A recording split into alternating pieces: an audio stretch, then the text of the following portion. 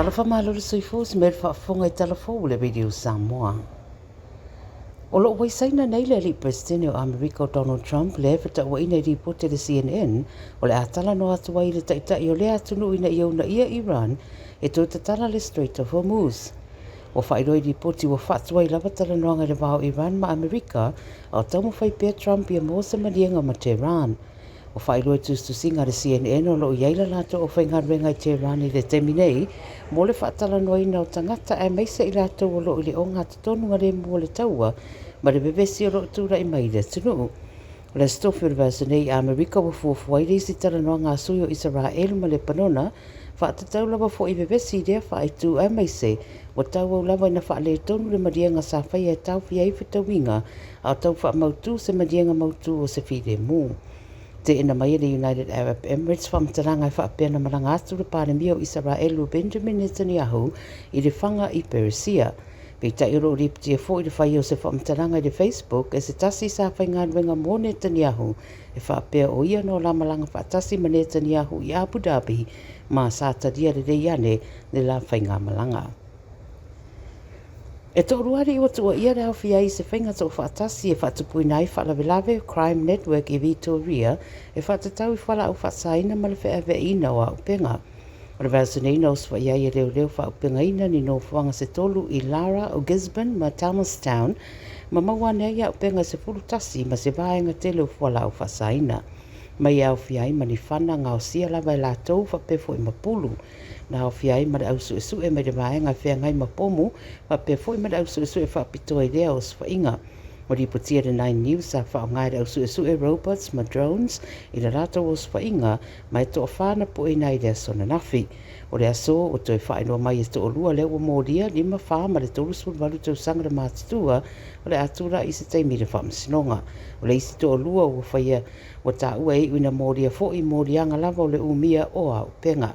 Whainoa leo leo swainga leo se vaenga la lātou suenga o lo whaavo pēr I so tanga ia I whala au whaasaina ma le whaavea ina whaasolitu la fono o au penga. O ripatiere le teo whawa malo New Zealand le whaamatau wane o le au tala noa India I matau putau whaatua inga e ono sawa wari e se mai matala noanga o lo whaia ma New Zealand o no nisi o matau po lo te ai tala noanga.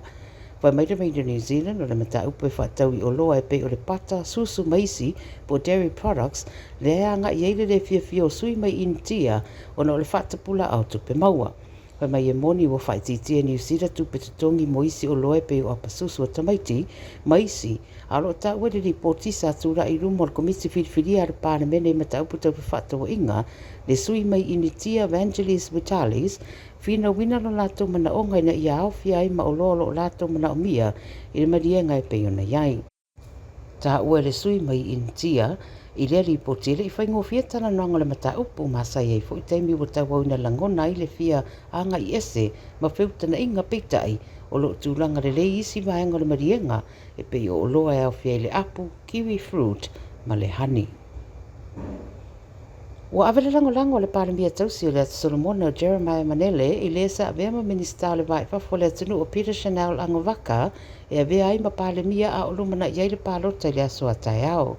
Lo tau wā Angawaka ma le taitai o reitua ngai o Matthew Wale ma le taitai fo I le isi pātitu to tasi o Manase mai langa. Whai mai Manele ua awela na lango ia Angawaka ia whataunu wai lana misiona I le malo. Ma ua wala wai tangata citizen I umalo nā tunu ina ia tū maupea le toa ma taria le rei fo I rei unga le ai ai le whiriwhiri o se pāremia fōu.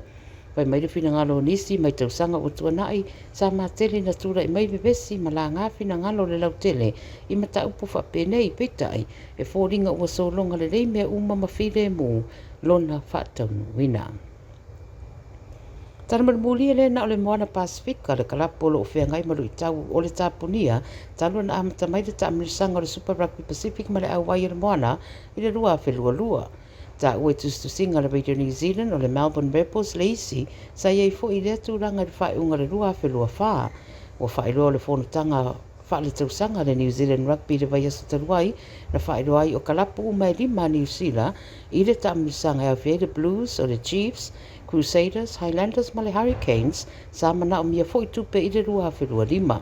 mo le moana sa lātou whairoi ripoti ua tuanai o se whai unga whainga tā tere leo ua whai e tusa o le ma whai o na toi wha wau le taamrisanga mai whawhetaia tamata a alo whapera o whainga nuenga ma le community mo le lango. Ta ua le ripoti le ofisa siri o le Kanaloa Consortium o Tracy Atinga i le Radio New Zealand o le aso atae au sa pulu 5 o me e whaangata i le tuina atora lātou proposal i le NZR po le New Zealand Rugby mo le whaasawina mai o le moana Pasefika. Ta ua le ripoti ua mai a whailoa i le NZR o lo o awanoa lātou muni fuwhanga e mawhai una whaasawa muina mai ai le moana Pasefika. Tala i le Radio Samoa mo le nei aso soifua.